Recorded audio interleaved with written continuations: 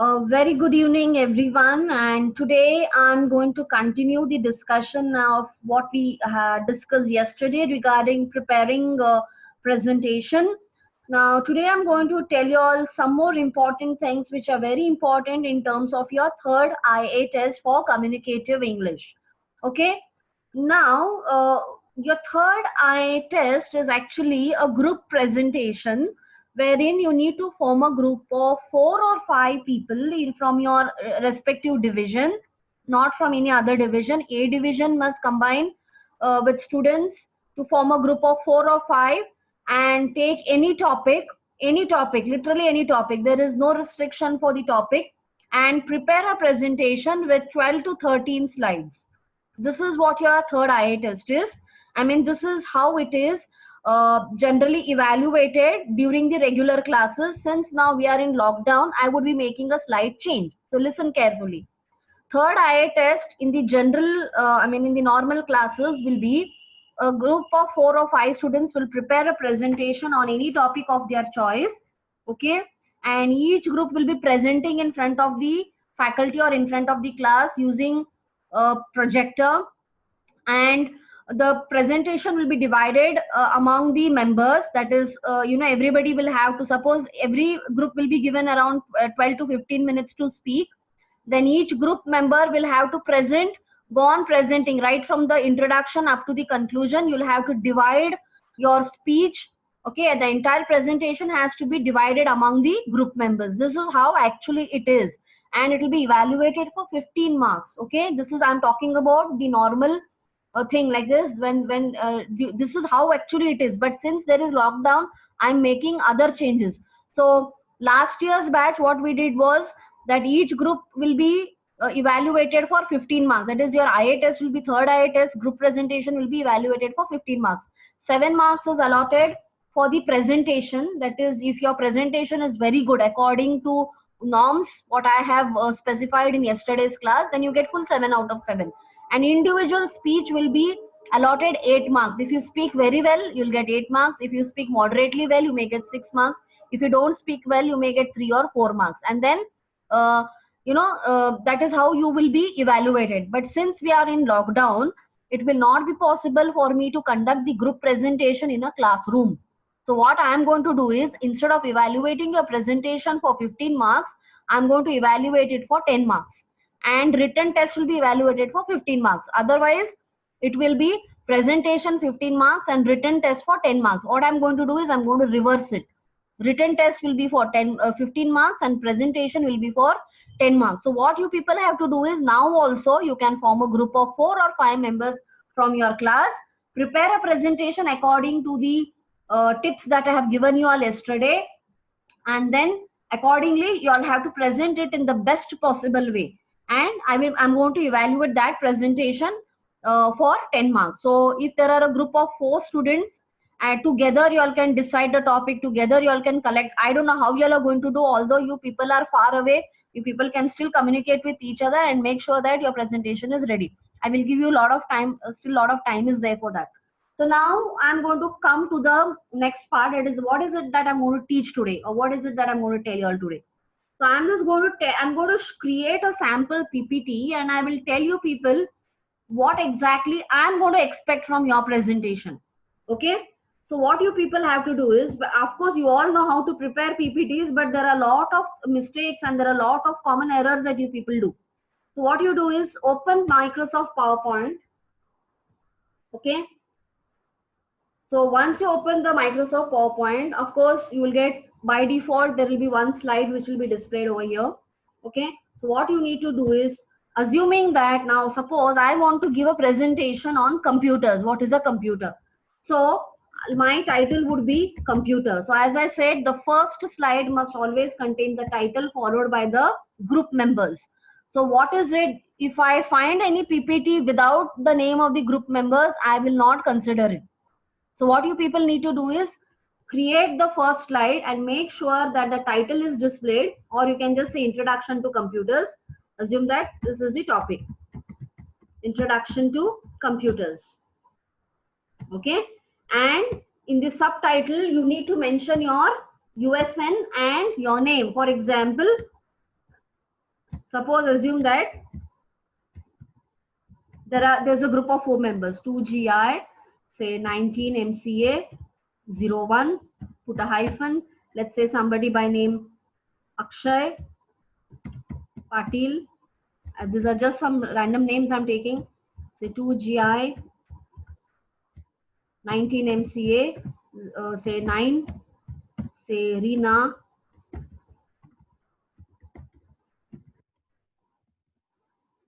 Patel. Okay, then say 2GI, 19, MCA 25. Okay, say Santosh Naik. Okay, and another, now let's say there's another student in this class, in this group.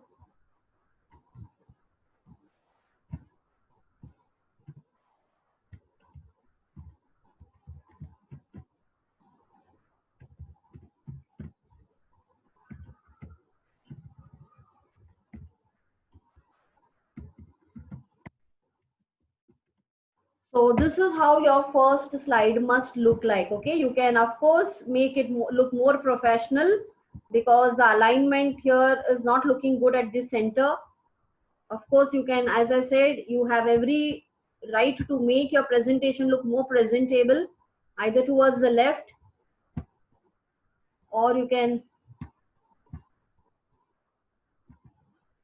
take it towards the right.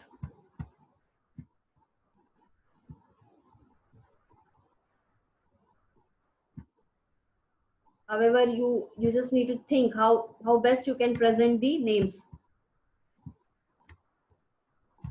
Okay, I will just make this.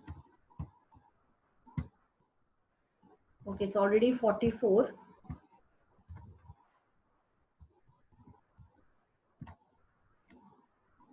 So this should be your first slide.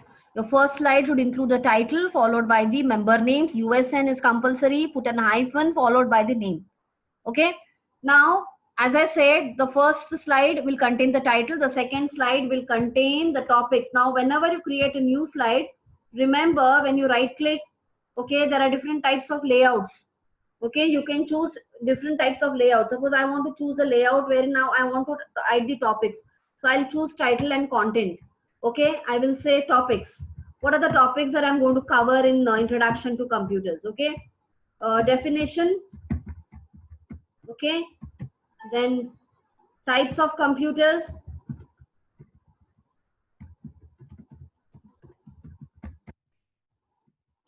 then say parts of computer. Okay, and then say advantages and disadvantages. So assume that these are the topics which I want to cover. Now, as I told yesterday, that when you're preparing a presentation, your font must be consistently used. Like suppose, for example, the title I'm using is a 44 size. Throughout, it has to be consistent. The background has to be consistent. The font use has to be consistent. The size of the font has to be consistent. What you people can do is, okay, in the beginning of the slide itself, apply template. Okay, go to design and you can find plenty of templates available. If you apply templates at the beginning, automatically the font size, the background color, the main topic, the font for the main and the subheadings or the main points and the subordinate points, everything will be decided for you. All that you need to do is use a professional kind of design. So if you choose a proper design at the beginning itself, then you don't have to worry about the font and the size. You don't have to do all those adjustments. So Microsoft PowerPoint comes with different types of these themes available. So you can either browse or whichever themes are available as of now, you can use it. This is how it is. Like now, based on the theme, automatically everything gets changed. Okay, so of course you cannot have slide which contains a title at the end, so you need to be very careful while you're choosing the template. Okay, so choose proper appropriate template, okay, whichever you feel is best suitable for your topic. So see, automatically the font size, based on now, since this is this is actually the title slide, automatically everything gets changed. Okay, so you don't have to worry much about the background and the font size and the font color and all those things. So once you finish with the second slide, okay, then comes now, suppose you want to talk about the definition of a computer. Now I'll tell you what students do. Okay, they add a new slide. Assume that you want to add a definition of a computer. What they do, say, suppose I want to say definition. Okay, definition of a computer. This is my title. I have to follow the same order. Okay, I'll just give only definition. I won't say computer. So this title should also not change. What students do, I told you yesterday, the structure of a slide, they go on adding entire paragraph and they go on reading it. They don't, they are not in a position to talk about what a computer is. So they say a computer is an electronic device that accepts data from the user, processes the data accepted, and then gives meaningful output. So generally you have the tendency to copy. You may go to the net and you may get some proper definition and you just copy and paste it. This is what you need to avoid. So first thing you need to do is you have to avoid this. What do you know? So you know it's an electronic device. So you just have to put the important points. What are the important points? Electronic device. Okay. What is a computer? It's an I'm just using keywords. Just notice. Electronic device, input data, okay, processing, okay, and then output. These are the keywords you can give. Now what happens is, even if the audience read electronic, they won't get to know what exactly the definition is. Otherwise what happens, audience will read the definition by themselves and understand what is the point of you standing there and giving a definition. And what students do, they keep on reading. They don't even understand that you're not supposed to read out. Remember, don't read out. Students, today we were taking the final demonstration of 6th semester project. 99% of the students were doing this mistake. They simply had dumped, every slide was dumped with all the information, and they were simply reading it, which is what you have to avoid. If I find such type of data in your slides, I'm going to reduce your marks. Out of 10, I'm going to drastically reduce your marks. So now say, what a computer is, right? If you just keep the keywords, okay, just mention the keywords and then you can say, good evening, everyone. I'm just going to start my presentation with the definition of a computer. Well, now what is a computer? A computer is an electronic device. So the keywords are there. You go on explaining in your own words, okay? And then you can tell, then don't just read out, it's an electronic device, it takes input data. No, explain it properly. A computer is purely an electronic device, but it is very different from other electronic device because it accepts data or input data from the user, okay, and then processes the data which is provided, and finally it produces output which is very meaningful.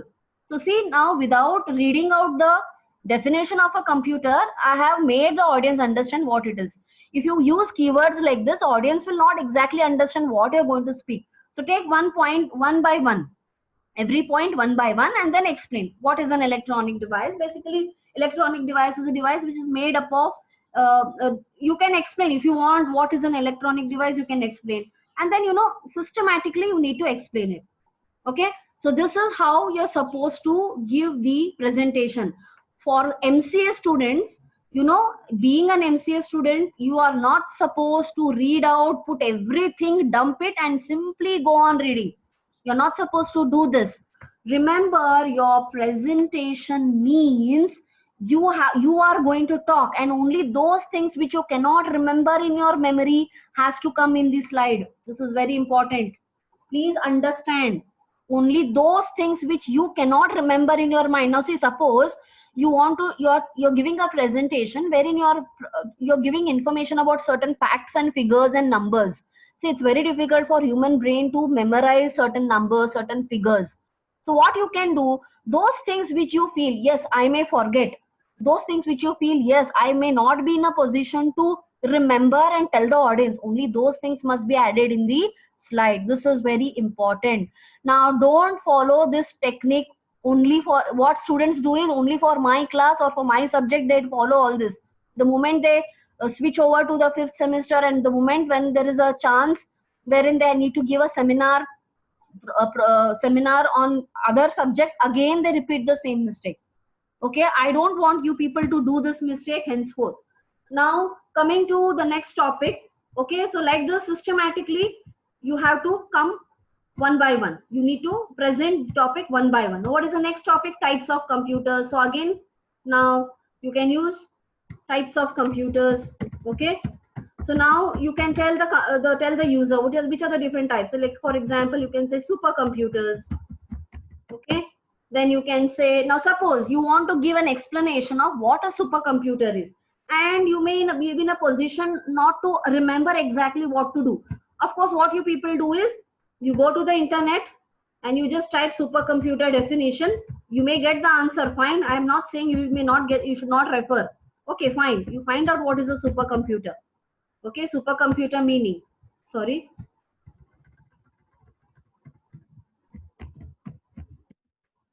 okay, you may, this is what you people will generally do, right? So then you may get a definition of what a supercomputer is. Okay, what is a supercomputer, what is the meaning of supercomputer? So it's a computer that performs, okay, at or near the current highest operational rate of computers. What you people do, copy paste and then read. This is not, yeah, this is not what you're supposed to do. Read it, understand it, and then try to think what is it that you cannot remember about supercomputers. What are the important features? Okay, it performs at or near the current highest operational rate of computers. Traditionally these were, okay, very important, these are much more faster. Okay, now you can talk fastest computer, these are the fastest computers. Okay, what are they used for? Engineering and scientific applications. So you can just say science and engineering. Okay, see, these are the keywords you can use, fine. And large database, so these are the important features. Large database, see, so these are the keywords which I am putting. Then again come back to the next, what is the next type of computer that you have? Okay, so the next is, say, assume that it is the mainframe computers. So again, what you can do is go to the net. I don't mind you going to the net and finding information, but the way you present it is more important. So let's say mainframe computers. Mainframe computer meaning you may get output, you may get answer. Okay, it's for large organization, critical application. Okay, industries is important keywords. You understand, read it, understand, and those things which you feel you cannot remember while you're talking about mainframe computers must come inside the slide. For example, these are used for large organizations, so you can say large organizations. Okay, then bulk data processing, census, industry and consumer statistics, and enterprise resource planning and transaction. Very important is ERP, and it is mainly used for ERP. You can just say ERP. Okay, and then transaction process. ERP is nothing but transaction. Okay, you can use transaction, whichever you feel is relevant, which you feel is you may not be in a position to remember, explain it. Okay, and then comes the mini computers.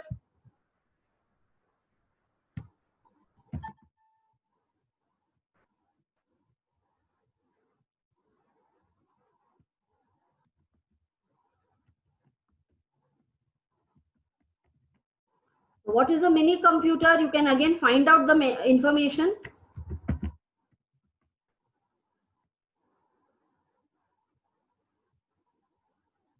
So read out what is a mini computer example. It's also called as a mid-range computer. They're mainly used for multi-user. See, multi-user keyword. So first read, understand what information you're getting, and then try to think which information can be added in the PPT and add those things which you feel is very difficult for you to remember.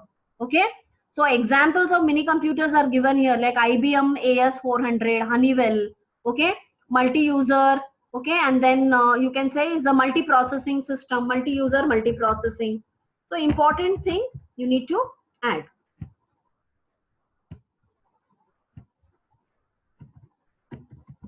And see, it doesn't mean that only those keywords which you are used you should explain. You explain the other things which you can remember, explain. Along with that, what is the meaning of multi-user? What is the meaning of multi-processing? This is how you're supposed to prepare a PPT. Okay, now coming to the next slide. Okay, what is the next topic which I'm going to talk about? Parts of a computer. Okay, so suppose now this is a part of a computer wherein, you know, I want to show a picture of a computer. So go to the layout wherein you can talk, you can show the a picture along with the parts. Okay, parts of computer you can say. Then here sorry, I will just use a different type of layout because it has to display only picture and this thing. This would be better. So here I want to insert a picture. Okay, insert file. So what I'll do is,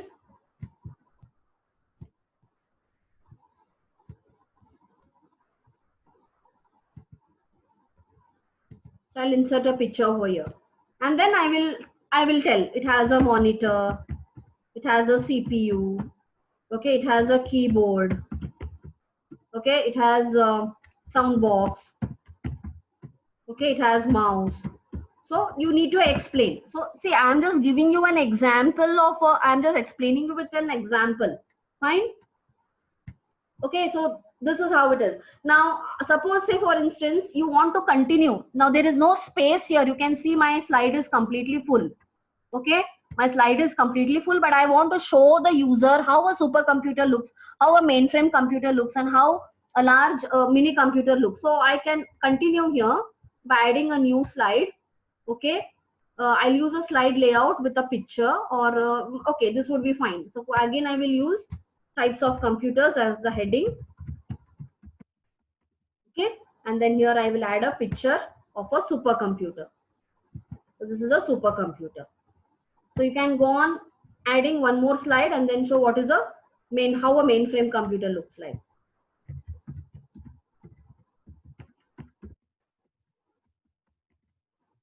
So again, you can add a picture.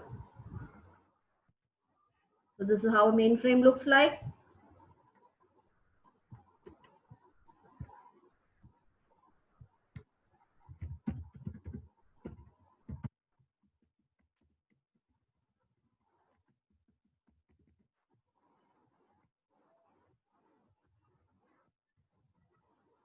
See?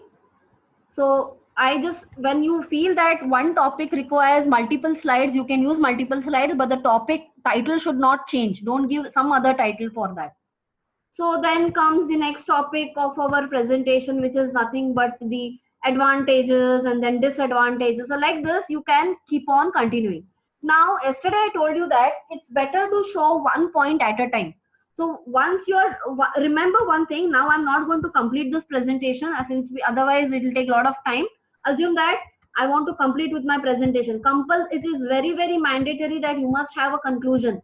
You must have a slide wherein you're concluding. Okay, so what is it that you're going to conclude? Generally I told you conclusion is that part wherein you're recapping. Okay, you recapitulate whatever you have spoken in the beginning. So what did you speak? Okay, you can speak computers, types, okay, so advantages. So basically, you try to recapitulate what you have spoken earlier, and or maybe you want to tell something, you know, how it is very, very advantageous to use computers, or how computers have become a part and parcel. Okay. So whatever you feel is relevant to your this thing, conclusion must be there without fail. Without conclusion, please don't end your presentation. So what I'm going to look at your presentation is that the title should be appropriate, topics, the slide which contains the topics must be appropriate, and whatever rules and regulations I told you, I'm not going to entertain. If I find lengthy paragraphs, I'm going to reduce your marks. And at the end, there has to be a conclusion. Without fail, you have to add a conclusion.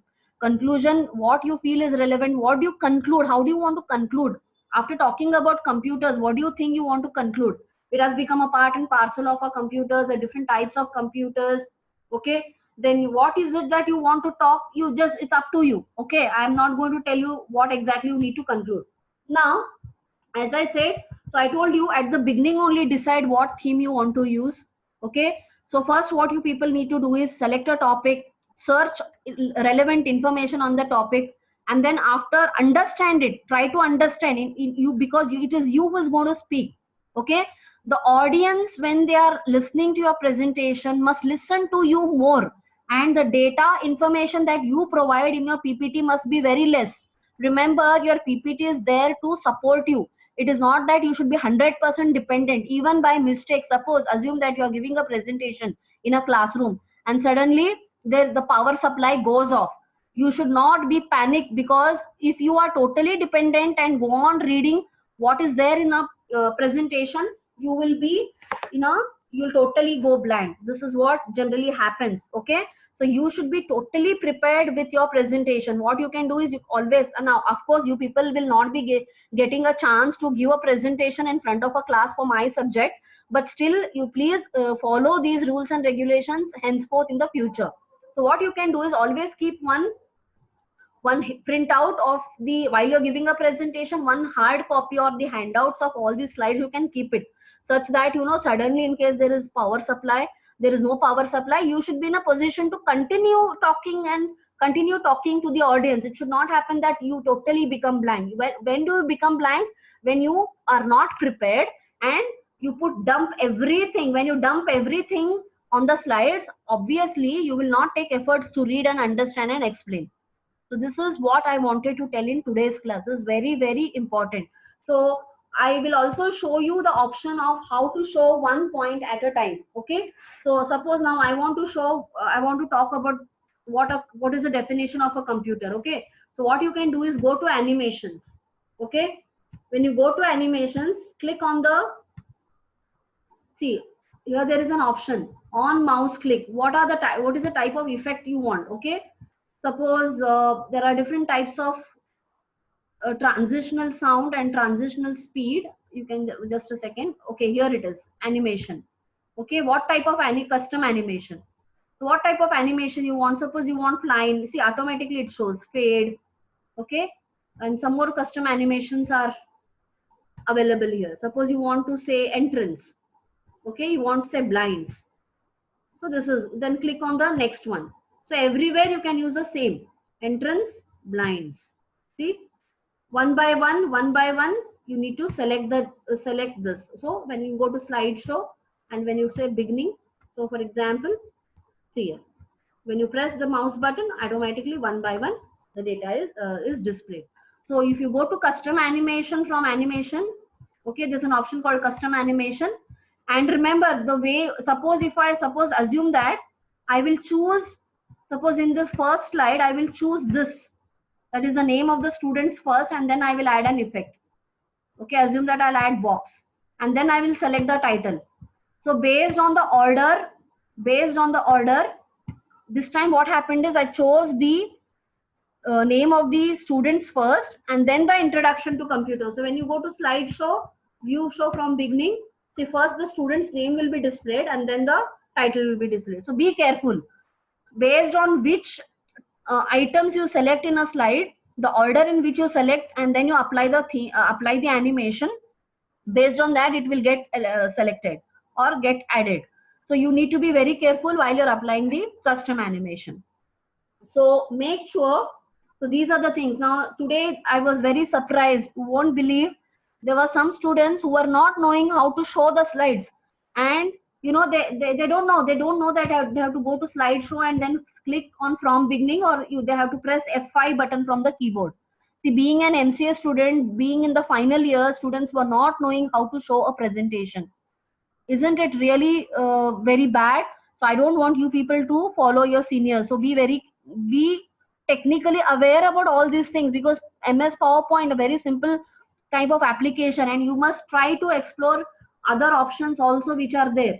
What is more important as of now I have told. Of course there are lot many other things in PowerPoint which I'm not right now discussing.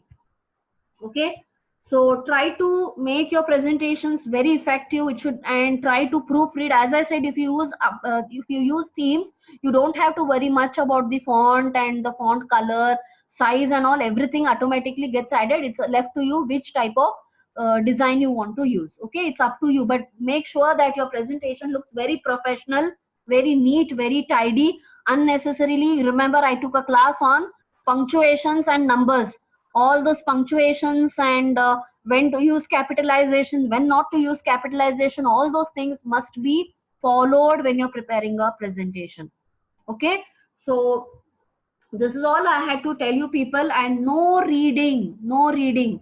I know that I will not be in a position to take your group presentation in a classroom, but still I felt this is a very very important thing which you people must remember.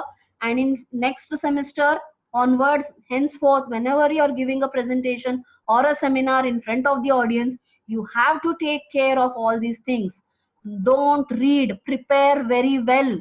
Prepare on the topic first, and then prepare a PPT, and then decide what should go inside a slide and what should not go inside a slide. Okay, if it is a teamwork, see, some students may have a very good memory, some students may not have a very good memory. So let the others decide. Okay, you can prepare it in a group.